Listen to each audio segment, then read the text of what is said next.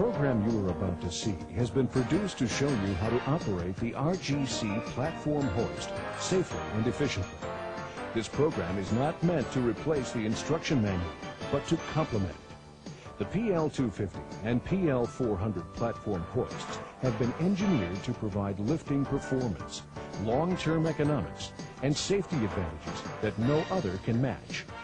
The program is divided into 4 sections: prior to setup, setup and maintenance, operation, and a brief review. Following these guidelines will ensure many years of useful and profitable operation of the RGC platform hoist. Prior to setup.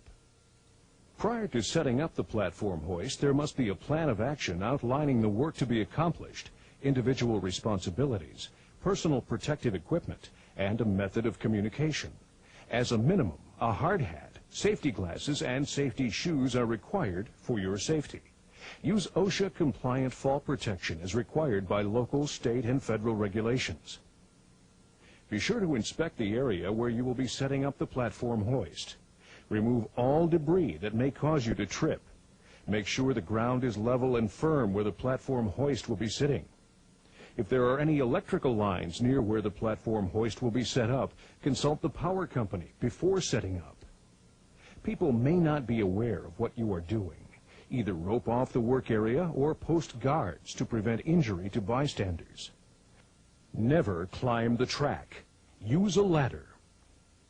There is one final safety requirement, the most important one.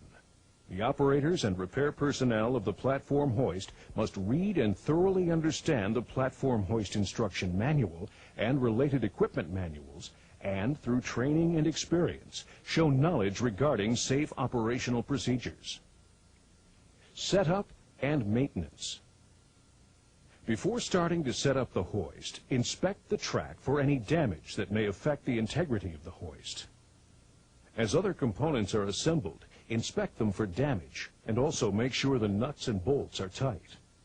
To complete the PL250 platform assembly, fasten the 2 braces between point B on the platform and point C on the main frame with 3/8 by 1-inch bolts and 3/8 nuts.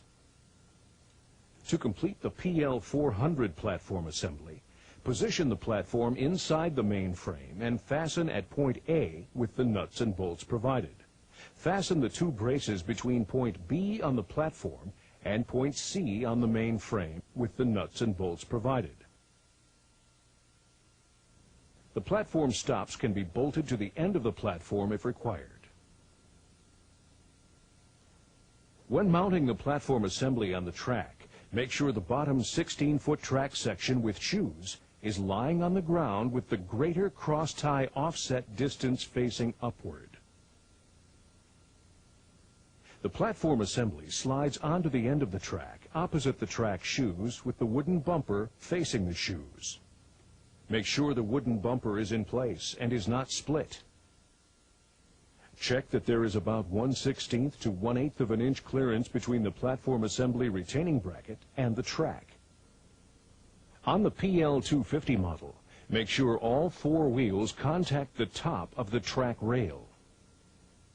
On the PL400 model, make sure the upper and middle wheels contact the track rail, and with minimal pressure, the lower and middle wheels contact the track rail. After inspecting the platform assembly, slide it down next to the track shoes and tie it to a cross tie to prevent it from moving while raising the track. When assembling the track sections, the sections are joined together with splice plates. The splice plates slide into the inner side of the track rail and are held in place with carriage bolts and nuts.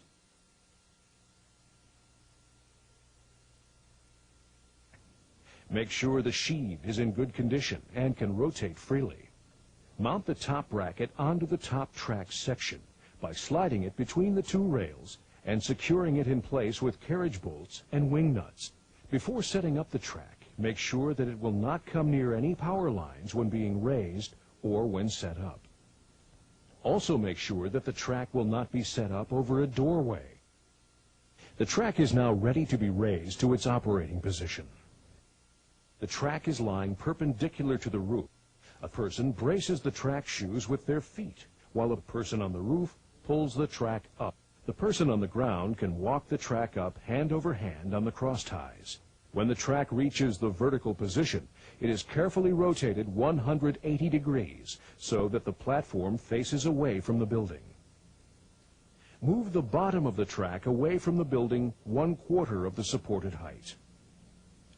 If the track is supported on an overhang, that distance must be added to the amount the bottom is away from the building. Tie the top of the track securely to the roof to prevent it from slipping. Untie the platform assembly at this time to allow it to move freely on the track. Mount the power unit on the 3rd and 5th reinforced cross ties and center it between the track rails. Lock it in place by rotating the clamp to the left until the holes for the lock pin are aligned. Then insert the lock pin to prevent the clamp from loosening. Install the operating levers on the power unit and lock them in place with spring lock pins. The clutch lever with the handle extension is located on the left side and the brake handle is on the right. With a gasoline power unit, check the oil level in the crankcase and reducer with the engine in a level position. After filling the gas tank, make sure the gas cap is tight and the gasoline storage is located at least 10 feet away before starting the engine. If the power unit is the electric model, be sure to use the correct size extension cord. Use a 12-gauge, 2-wire with ground extension cord for lengths up to 50 feet. For longer length extension cords, consult the instruction manual. Before reeving the hoist, inspect the wire rope for signs of wear, pinching, or any other damage. Always wear leather gloves when handling the wire rope. Replace the wire rope immediately if it has any of the following defects. 1. Corrosion. 2. Broken wires occurring in the valley between 2 adjacent strands, or 6 randomly broken wires occurring in one strand as it makes one revolution about the diameter of the wire rope. 3. Flattening or peening, causing more than a 1/3 reduction in diameter of an outside wire. 4. Kinking or other damage, causing distortion of the rope structure. 5. Heat damage. 6. Reduction of more than 1/64 of an inch from its original diameter. When reeving the PL250, release the brake and use a tag line to pull the cable to the roof on the underside of the track, through the sheave and down to the platform. Fasten the cable end to the hook on the platform.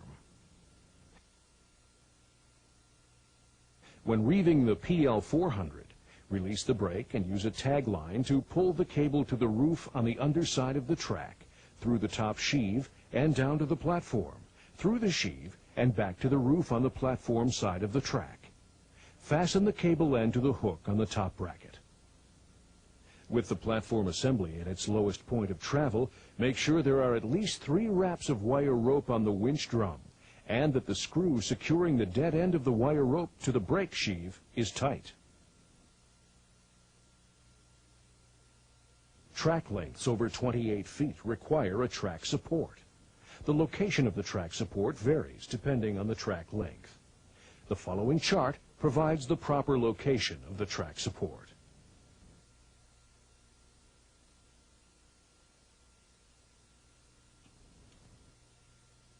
Operation.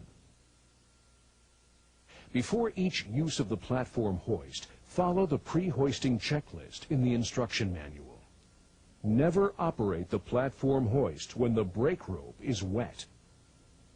To start a cold gasoline engine, move the choke control to the choke or start position and move the throttle to the half throttle position.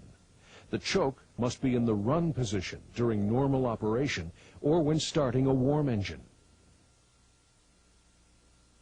Before lifting a load, make a few dry runs without a load to test the operation of the controls. Always make sure that the load is tied off and secured before raising it. Never attempt to lift more than the rated capacity of the hoist. 200 pounds for the PL250 hoist and 400 pounds for the PL400 hoist. To raise the load, first increase the throttle, then lift the clutch lever. the longer lever on the left. This automatically tightens the drive belt and releases the brake, permitting the platform to roll up the track. When the platform reaches the top of the track, release the clutch lever. When using the angle roller guide, the load will automatically roll off the platform onto the guide. Do not allow the platform to jam against the top bracket spring stops. It may cause the drive belt to jam in the drum sheave, preventing the lowering of the platform. If the engine or motor fails during operation, release the control levers to prevent the load from falling. When operating the platform hoist, make sure everyone is kept out from under a raised load, and never allow anyone to stand in line with the raising or lowering of the platform at either the top or bottom of the track. Avoid sudden stops and shock loads that may cause the load to shift. Keep all body parts away from the moving parts. Never allow anyone to ride on the platform. To lower the platform, slowly lift up on the brake lever, the shorter lever on the right.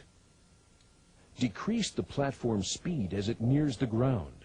Do not allow the platform to hit the track shoes. Avoid sudden braking when lowering a load. Check the hoist periodically during operation. Wait until after the unit is shut down to make any adjustments. Never attempt to make an adjustment during the operation of the hoist. When finished using the hoist, secure it to prevent unauthorized use. Never assume you will find the equipment in the same condition that you left it in. Review.